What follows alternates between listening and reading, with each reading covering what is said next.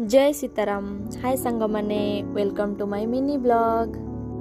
Wow बढ़िया लगुच ना प्लेसटा मते भी ठीक एमती भल लगुच गाड़ी जीवा सह तापर सूर्यंकर आगमन मु एपटे पहुँची जाइली 7:30 रे मो क्लाइंट घरे।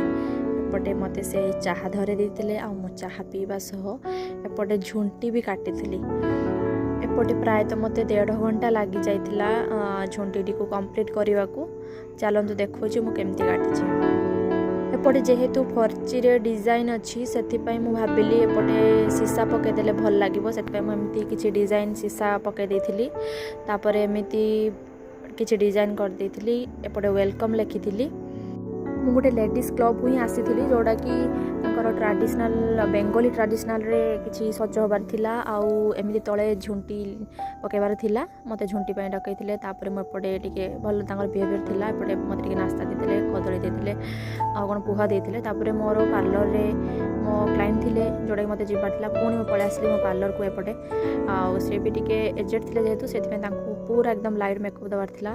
तापर मते मेकअप देली साड़ी पिंधेली 5:30 बेलू पुणी पलि आसती क्लब को। एपटे 35 जन को साड़ी पिंधेली बेंगली लुक रे तापर हल्का मेकअप करदेली। आज दिन टी किछि एमती थिला। रहिली टेक केयर बाय बाय।